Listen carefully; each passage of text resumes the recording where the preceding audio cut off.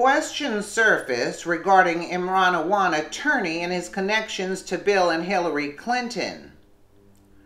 The fake news media cable networks have almost completely shut down coverage on one of the biggest scandals from the Democratic Party since former DNC worker Seth Rich was murdered.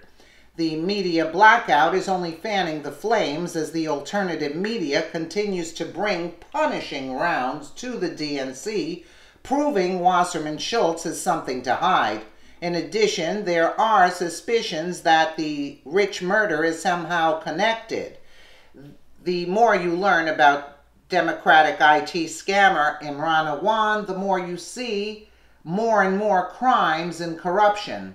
Imran Awan worked for Debbie Wasserman Schultz for 13 years since she came into office in 2004 as a Florida representative. She only fired him this past week and would have kept paying him, IT expert, even when he was living in Pakistan.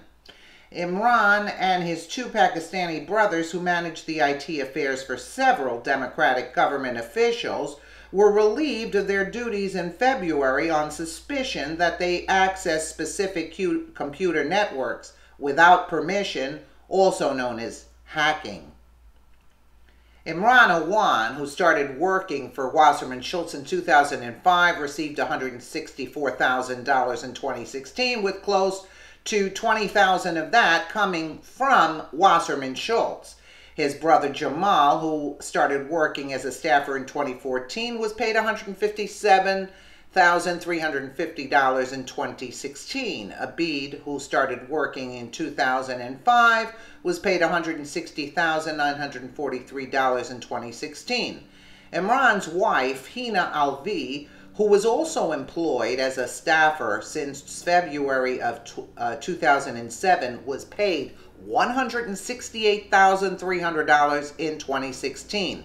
Rayo Abbas was paid $85,049 in 2016. Abid, Imran, and Jamal Awan were barred from computer networks at the House of Representatives in February. Most of the House members fired the Awans eventually, but Debbie Wasserman Schultz kept Imran Awan on the payroll up to the day he got arrested for bank fraud after trying to flee the country. The rest of the family fled since months to Pakistan, along with hundreds of thousands of taxpayer money they mysteriously were able to wire. Democrats are willing or unwillingly compromised by the Awans, and sensitive information was suspectedly leaked to foreign enemies. The Muslim Brotherhood, Yemen raid with dead soldier, for example. Many of them have seats on committees that handle highly sensitive information.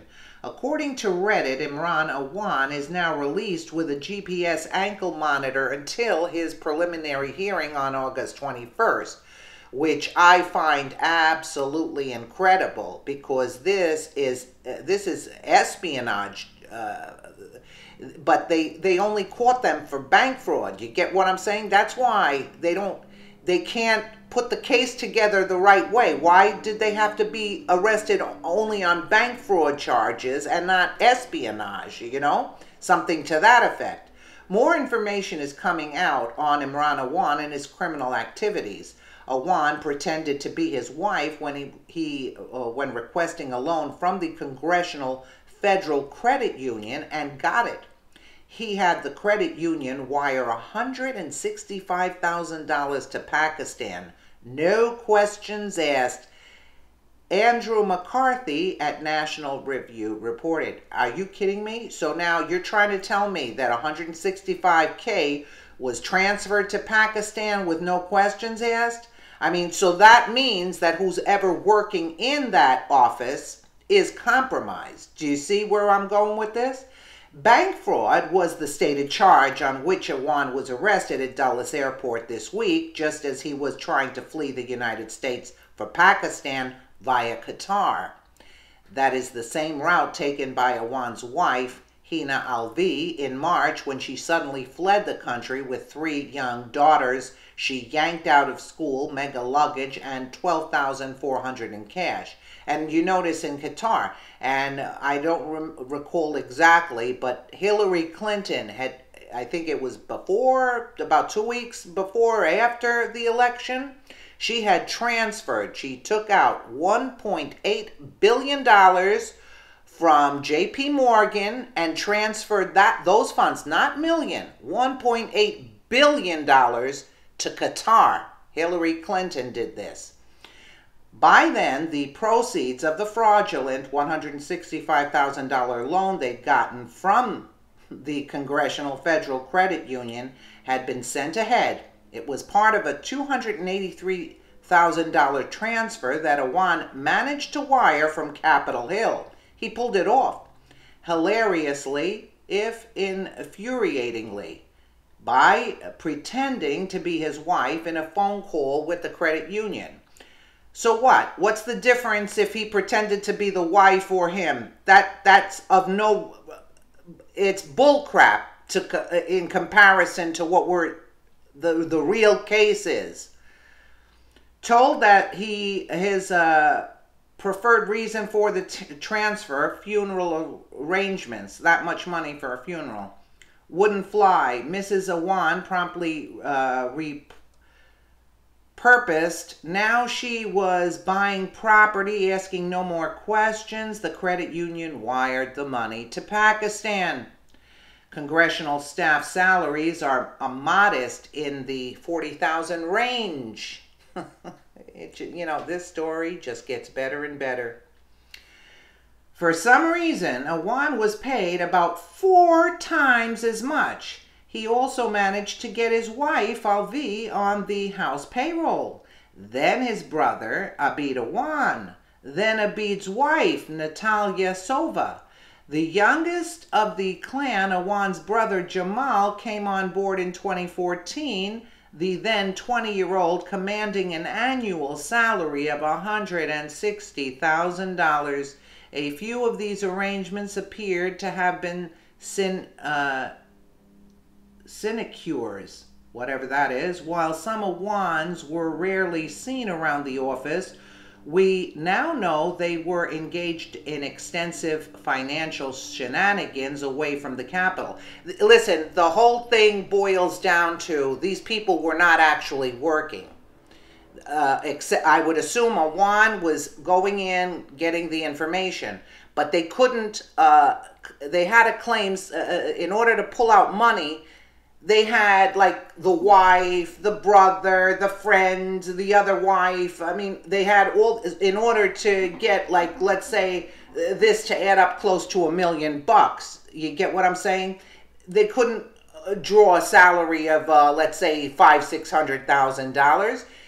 Only Awan was the one that was working. In reality, I'm thinking. Now questions are surfacing regarding Awan's attorney. One of the first questions is, how can the Awan brother afford his attorney? Already reported was Awan's financial duress, right? Because he's claiming bankruptcy now. If he was in poor financial condition, who was paying his attorney? His attorney is Chris Gowan, who is a high-powered Clinton attorney. There you have it. Statement on the Awan case. Attacks on Mr. Awan and his family began as part of a frenzy of an anti-Muslim bigotry in the liberal heart of our democracy. Do you get where they're going with this? Now, Imran Awan, who is millions of dollars in debt, was able to secure representation from a high-powered Clinton attorney, Chris Gowan. How? Isn't this incredible, right? And the broad continues as if she's untouchable, this broad, right? According to the Daily Caller, Chris Gowan, Imran Awan's lawyer, is a longtime campaigner for former President Bill Clinton and former Secretary of State Hillary Clinton, and a member of an attorney team that brought a fraudulent lawsuit against energy giant Chevron. Also, according to Daily Caller, Goen is a founding partner of Goen Rhodes, Winograd and Silva law firm with offices in Washington, D.C. and Philadelphia. His official bio on the firm's website notes that he left the public defender's office to work for former President William Jefferson Clinton and then Senator Hillary Clinton. Chris was a fact checker for President Clinton's memoir, My Life.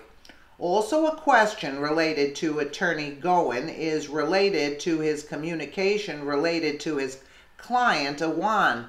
In the statement on Awan noted above, Goen states that the government had been informed he would travel. Who exactly in the government did Awan notify of his travels? Are the Clintons, Wasserman Schultz, John Podesta, George Soros, or all of them working on covering up the Awan case while paying his bills? What is so important that he is being taken care of? Yeah, but notice where they're going with this lawsuit, that they're saying that it is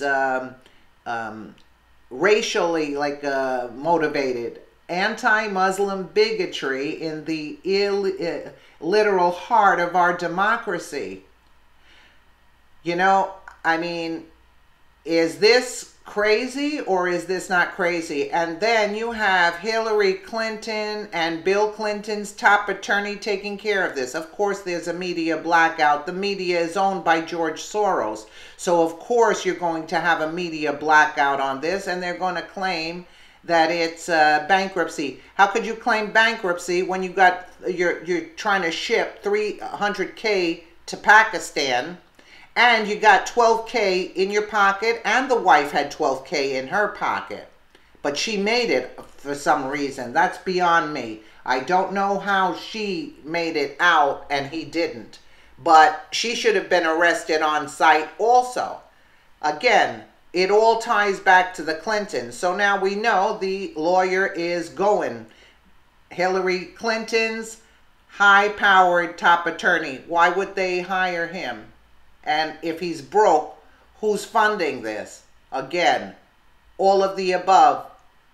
And Schultz is just a lackey. They're trying to pin the Seth Rich murder on this guy. This guy did not murder Seth Rich. Maybe arranged things, but this guy didn't murder Seth Rich. I highly doubt it.